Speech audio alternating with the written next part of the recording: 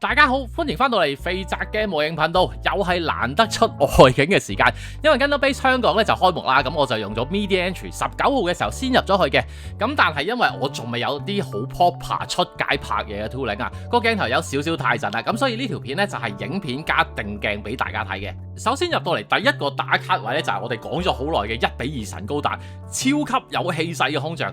留意佢嗰啲 decor 其實同 RG 嘅水貼係一模一樣，你睇下背包伸出嚟呢個位，個 decor 上面嘅數字啲咁細嘅位都係完全跟足㗎。咁其實用神高達亦都叫做同香港有啲關聯嘅，因為呢一套機動武鬥傳尾段全部都喺香港打㗎啦。如果未睇嘅話，其實都可以建議當爽片咁樣去睇一睇㗎。然之後鏡頭 pan 落嚟對住空像嘅呢個位，亦都係一個非常之有意思嘅場景。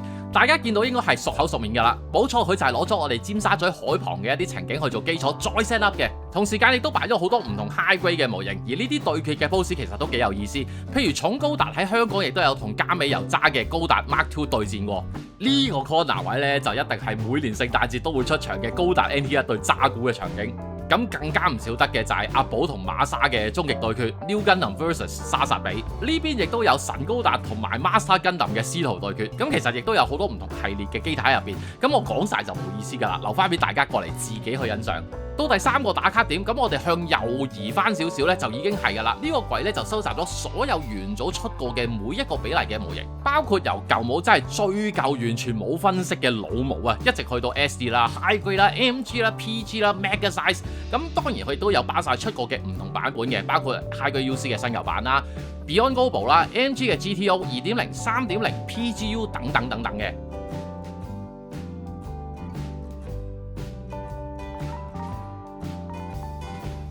其實呢個位未完嘅喎，只要你向翻左邊移少少呢，佢直頭有一個角落係將所有嘅主角機 High Grade 版本全部砌晒出嚟。我做再反面成日都講㗎啦，你可以睇到 Bandai 由最初到而家嗰個進步係肉眼可見。咁某程度你跟翻去 UC 嗰個時間線呢，亦都可以睇得出呢個脈絡嘅。咁我自己覺得呢個位亦都值得俾多少少時間去睇一睇。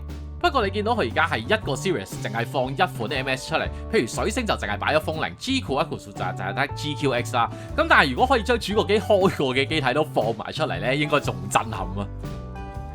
再嚟我哋向右行翻多少少呢，咁呢一度就展示咗所有 Side F 到而家為止嘅限定 item， 包括阿古哲斯配飾嘅居納德卡同埋 GM3， 亦都有最識力場有埋嗰對龍蝦鉗嘅 RG 沙薩皮。配備咗長距離翼撞感應炮嘅 RX93FF New 高達，亦都有馬反嘅 MG 零格斯、SD 同埋 EG 嘅版本，咁當然係唔少得啦。喺 Gundam Base 嘅呢個位呢，其實全部貨都齊全，甚至連福岡 SciF 專用嘅地台呢，佢亦都有埋嘅。咁然之後講下大家最有興趣嘅部分啦，就係究竟有啲乜嘢限定可以買咯。首先神高達嘅空像下邊就有 Hyper Mode 版本嘅 RG God。嗱，你見到佢呢度 show 咗正常版係寫 Burning Gundam， 其實冇錯，因為呢個係宗教爭議嘅問題呢，美國版就唔可以叫 God Gundam， 而係叫 Burning Gundam 嘅。咁當然砌好咗嘅 Hyper Mode 就成品一樣有 show 翻出嚟嘅，價錢就係咁樣啦。然之後大家睇翻佢後邊嗰個最終奧義石破天驚嘅屏風呢，係包埋喺模型入邊嘅。Echoba MG 版本嘅 Redfang 同埋 Wing 咧，大家都知道公佈咗㗎啦。咁其實現場亦都有嘅，價錢同電方之前公佈嘅亦都係一樣㗎啦。有人之前 DM 過我問 Gundam Base 配飾嘅 RG 元祖 2.0 有冇？咁當然係有啦。其實近大門嗰度咧有一個唔算太大嘅玻璃櫃，放咗 PB 嘅款式，咁呢度就放咗最近期其中嗰幾款。不過提翻大家啦，Gundam Base 嘅限定 item 有機會擺上 PB， 但係唔等於 PB 嘅 item 可以喺 Gundam Base 買得到㗎嚇。空像嘅左邊咧，其實已經係貨架區嚟㗎啦。第一個玻璃櫃你就可以見到 Gundam Base 限定配飾嘅大部分 item 喺呢一度全部都有貨可以買得到嘅。喺貨架嘅櫃底其實都有 display 到一啲比較新嘅款式啊，譬如 GQX 嘅 High Grade 啦，又或者 Seed Freedom 嘅 item。咁擺 pose 呢家嘢其實都睇得出大家係有用過心思嘅。過開嚟行嘅話，亦都可以到時睇一睇啊。放心啊，除咗 Gundam Base 配飾嗰啲限定之外，其他嘅限定亦都有嘅，譬如 MG 嘅電鍍沙薩比啦、RG 鈦嘅合金塗層嘅 New 高達，又或者幾款限定嘅工業用機甲，同埋仲有其他嘅款式啊。咁擺得喺櫃上面咧，基本上都有㗎啦。呢啲 item 係買得到嘅。其實原來仲有一個全白嘅系列，就包括有 EG 嘅 Strike 啦、New 啦同埋元祖，亦都有 High Grade 嘅獨角獸同埋渣古。佢嘅用意咧就係俾你可以隨意咁樣喺模型上面做自己中意嘅圖案或者顏色，咁所以膠件本身基本上係全白㗎啦。其實我自己都唔知道渣古同獨角獸有出過呢個系列，到今日我先知嘅。有啲限定嘅成品咧，佢又冇 show 到出嚟，咁但係我都拍埋睇下大家有冇興趣啦。獨角獸同埋元祖兩隻都係 Gundam Base 限定嘅 Mega Size， 咁獨角獸個背包咧係有好少嘅位改咗嘅啫。至於元祖咧，佢就做咗類似珠光色效果嘅。至於呢隻鈦合金塗層嘅獨角獸咧，佢就配備咗3個盾可以做嗰個4輪彈嘅組合，咁但係佢就唔會俾埋其他嗰啲 Full Armor 嘅武器嚟㗎啦。價錢就係呢一個 RG 嘅核心電鍍版沙薩比，價錢就係呢一個。咁照我所知，基本上日本係冇鋪頭有呢一隻貨㗎啦。官方嘅鋪頭有貨呢，我知道就淨係得呢一度有嘅啫。如果 RG 版你嫌太細隻嘅，隔離都仲有 MG 卡版嘅電鍍沙薩比，咁其實呢一隻都係好經典嘅，價錢就係咁樣啦。另轉背亦都有 Special Coating 嘅自護號，價錢就係咁樣影埋俾大家睇啦。仲有之前我嗰個好 question， 究竟有幾多人有興趣嘅金銀潤套裝？嗱，呢一套金銀哈魯呢，就係呢個價錢。仲有一份2隻獨角獸分別電鍍咗銀色同埋金色嘅套裝咧，呢度亦都有㗎，價錢咧就係呢一個啦。嗱，我知道喺熒幕面前嘅你唔係挖緊就緊㗎啦，咁但係真係唔好唔信邪。喺日本出嘅時候咧，我知道有人係比呢2個價錢出得更加貴嘅，叫人哋去托翻嚟俾佢嘅。嗱，如果機甲冇興趣，咁雷女你又啱唔啱咧？露娜瑪利亞同埋波雷二世嘅 Gundam Base 配色版本呢度都有得賣嘅。咁當然你話啦，喂，嗰啲特別版啊、配色版啊，我冇乜興趣喎。唔緊要，佢一樣有唔同嘅 item display 咗出嚟，特別係一啲比較新嘅，譬如 MGSD 咧，佢都有啲正常嘅再版款式嘅。嗱，俾大家睇下，包括夢幻機體 DO 啊，仲有成日俾人話唔係咁容易揾得到嘅 PGU 同埋 MGEX 都有嘅。咁其實嗱，除咗跟牌之外咧，亦都有少量其他類別嘅 item， 包括渣古軍啦，一啲聯成嘅 item 或者係合金雲啊、robot 雲啊，亦都有少量嘅 item 係發售嘅。其實呢度咧都仲有多一個類似小型活動教室嘅 area， 咁我問過啲 staff 噶啦，佢就係俾你可以當場買咗啲模型咧喺度開嚟砌少少啊，又或者坐低喺度吹下水咁樣。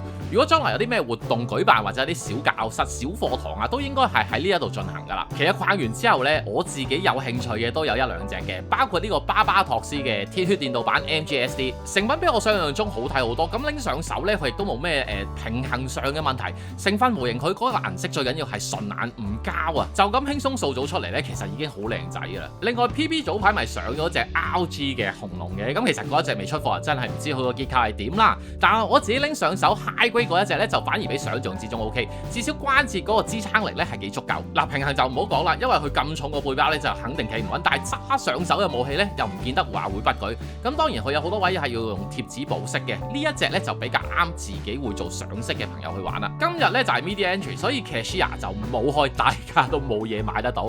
你見到全場嘅貨咧都係標滿晒，咁所以我估計唔到佢後邊個存貨量有幾多㗎。你想知佢捉唔捉貨 ？Sorry， 我真係答你唔到。到最尾啦，咁都有少少嘢想 share 翻嘅。可能你就咁睇覺得個價錢哇好震撼啊！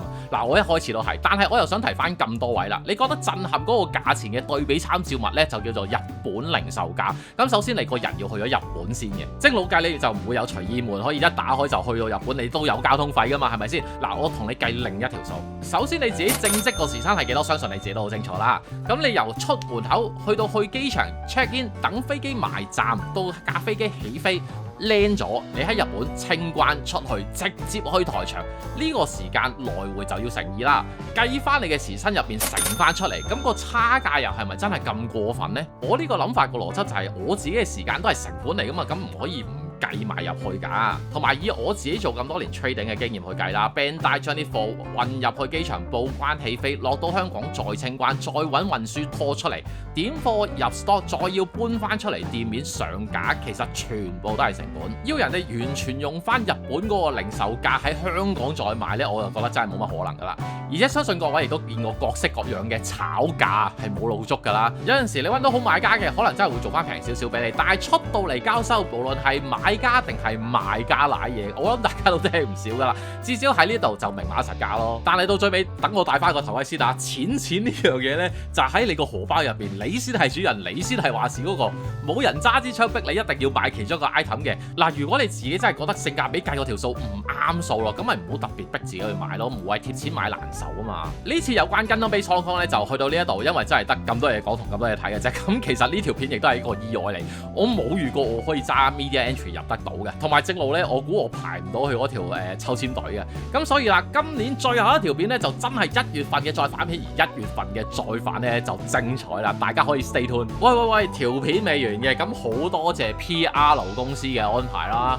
咁我哋每個 press 咧，其實都有 souvenir 可以拎得走嘅，可惜我自己就無福消受啦。既然係咁啦，就當一個小小嘅聖誕禮物送俾大家，等大家一個開心少少嘅聖誕啦。我哋嚟抽獎啦，咁就包括 RG 嘅 Strike Freedom 鈦金屬鍍膜版，另外有一份 EG 嘅元祖高達，其實呢一份係平時 Gundam Base 日本嗰邊活動俾小朋友砌嘅一份 EG， 係特別版嚟嘅，出面冇得賣噶。比起正常個 EG 版咧，佢少埋個盾牌添，同埋我要拎出嚟，所以我一定要拆咗袋同拆埋一件嘅件，咁其他嘢冇喐過嘅。仲有就係有一個小型嘅 Gundam Base 斜孭盒，咁其實佢打開就係咁樣樣，可以輕輕鬆鬆放少少工具入去都幾好嘅，同埋佢係硬盒咧，就唔怕壓爛入邊啲嘢。有興趣嘅朋友咁麻煩喺呢條片下邊留言啦。